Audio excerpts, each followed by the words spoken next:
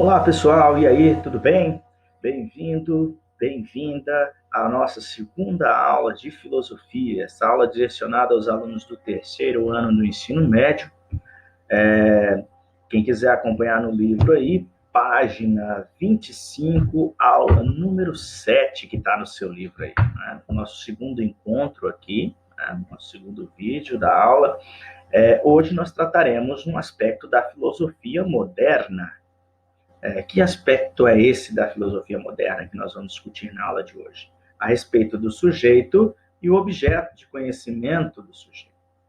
Como assim, professor? Sujeito e objeto de conhecimento.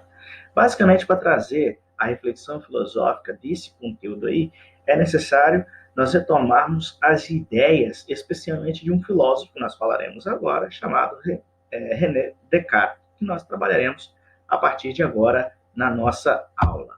Tudo bem? Vamos lá, então. Para a gente falar sobre a filosofia moderna, vamos citar rapidamente o processo de rompimento com a filosofia que veio um pouquinho antes da filosofia moderna. A filosofia medieval. Filosofia medieval, na filosofia medieval, acontecia ou havia uma supervalorização do pensamento teocêntrico, ou seja, Deus era o centro da discussão, ou o centro da reflexão, o centro do conhecimento. A partir do pensamento moderno, houve a necessidade de se recolocar o ser humano no centro da discussão filosófica. Então, a filosofia deixa de ser teocêntrica e passa a ser uma filosofia antropocêntrica, ou seja, o ser humano no centro da discussão filosófica. Mas não basta refletir apenas sobre esse ser humano. É necessário, então, refletir sobre algo fundamental e específico desse ser humano, que é o quê? A capacidade de razão, a racionalidade. A razão, então, passa a tomar um aspecto, uma estrutura mais forte, né? E passa a ser mais valorizada. E passa a ser entendida, então, como a fonte do conhecimento verdadeiro. A fonte segura que o ser humano encontraria para conhecer a realidade à sua volta. E nesse contexto de mudança e de revolução, especialmente revolução científica do século XVII, as ciências, especialmente a física, passou a adotar a matemática, a linguagem matemática, como algo fundamental. Mas por que usar uma linguagem matemática? Não é à toa. Por quê? Porque a matemática traz uma linguagem que é clara e objetiva, ou seja, suas sentenças possuem significados precisos.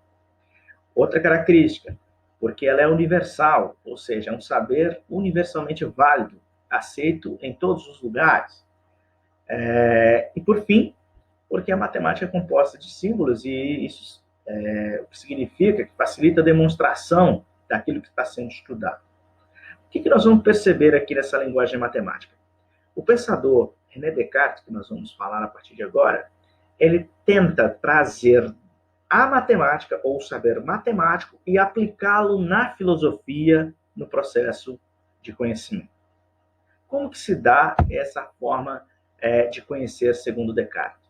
O primeiro passo seria necessário desenvolver um método, daí vem o método cartesiano para buscar um conhecimento que fosse seguro.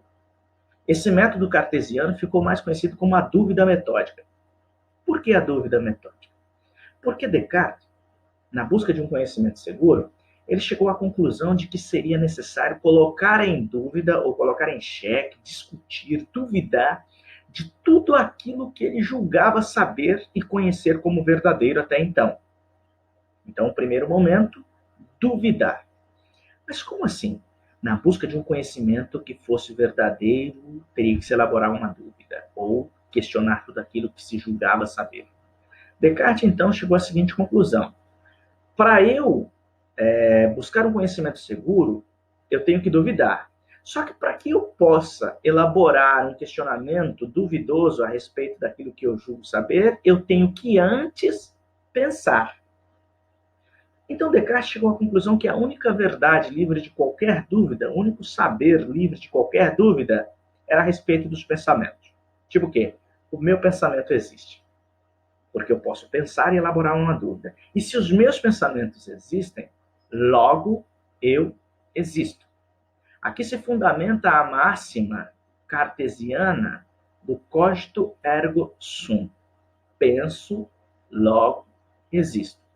E se eu sou capaz de pensar, né, eu também existo.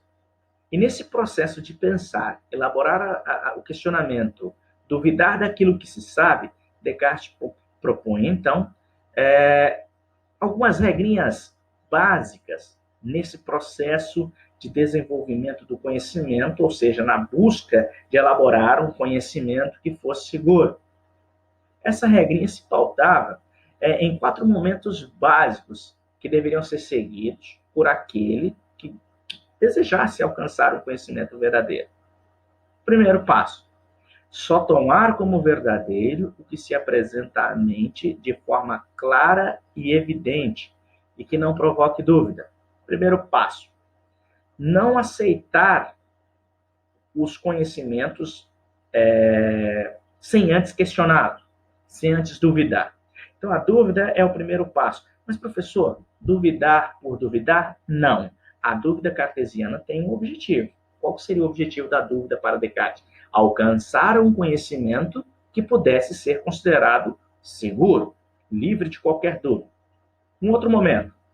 Quando houver alguma dificuldade no conhecimento, deve-se analisá-la, isto é, decompô-la, para, observando seus elementos simples, claros e distintos, resolver o problema. Vamos resumir isso na seguinte ideia. Uma vez que você tem a dúvida, o primeiro passo, a dúvida. Segundo passo, divida o problema. Decomponha o problema em quantas partes forem necessárias. Para daí chegarmos a um terceiro momento. Que terceiro momento seria esse? Deve-se seguir uma ordem de compreensão dos pensamentos, dos mais simples para os mais complexos. Vamos lá. Uma vez que eu elaborei a dúvida, dividi o problema em quantas partes foram necessárias, agora eu devo tentar resolver esse problema, começando pela parte mais fácil. Então, para Descartes, todo o processo do conhecimento também se dá devido a isso, da parte mais simples para a parte mais complexa. Esse também é o nosso processo de desenvolvimento de conhecimento. Por exemplo, hoje você sabe uma série de regras matemáticas, uma série de fórmulas, mas essas fórmulas não foram apresentadas a você como são hoje. Você teve que aprender o básico, das coisas mais simples, até chegar hoje a desenvolver uma função, né, a resolver uma função, usando um raciocínio mais complexo. Mas antes você teve que aprender o que é adição, o que é subtração, o que é multiplicação, o que é divisão, o que é parênteses, o que é uma incógnita e assim por diante, a simbologia dentro da própria matemática, para agora você poder responder ou desenvolver um problema um pouco mais complexo. Então, tem a dúvida como primeiro passo, depois dividir o problema em quantas partes necessárias aí for, depois começar pela parte mais simples até atingir a mais complexa e, por fim, que também é fundamental esse quarto passo, ou seja, esse outro momento no desenvolvimento aí do conhecimento seguro, que seria fazer revisões e enumerações completas para ter certeza de que tudo foi corretamente considerado. O que seria fazer essa revisão?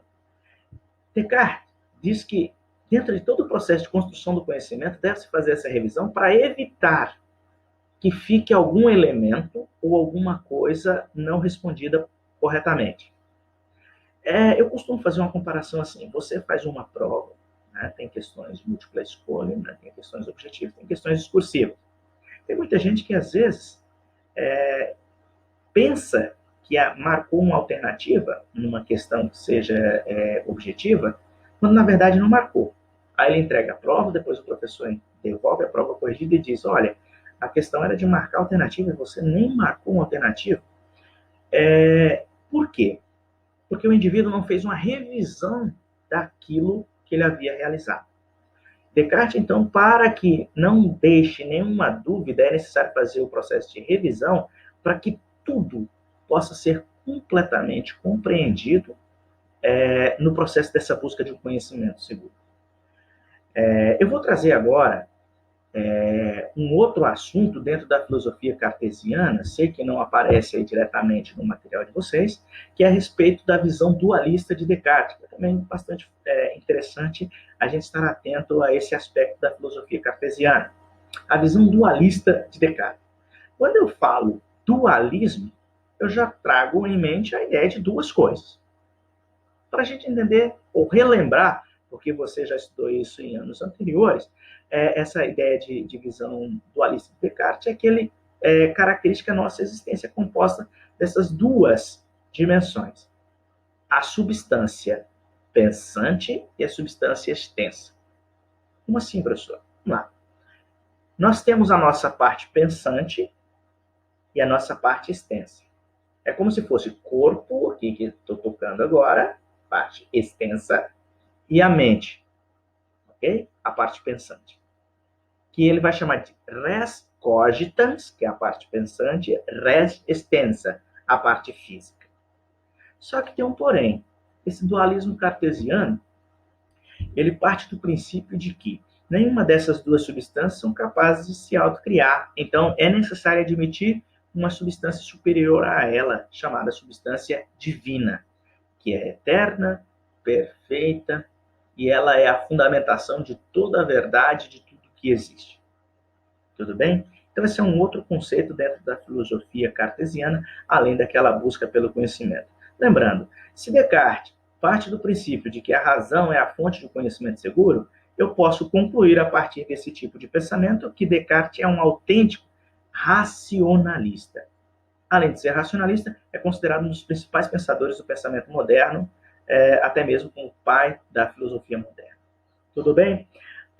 Para aprofundar o nosso estudo, o nosso desenvolvimento da reflexão filosófica dessa aula da página 25, eu gostaria que você fizesse os exercícios aí da página 26 e 27, especialmente, tá? Dedique-se bastante ao exercício número 5 da página 27, que é uma produção de texto, que vai pedir para você fazer uma análise desse cogito ergo sum, o penso logo existe de Descartes, e fazer descrever ou argumentar a respeito desse tema. Gostaria que você fizesse isso com muita atenção, com muito empenho, para aprimorar os estudos a respeito da filosofia. Tudo bem? Eu fico por aqui. Nos encontramos nas nossas próximas aulas. Desejo a todos um bom estudo, bom trabalho, foco, energia e muita força. A gente se vê na próxima. Tchau!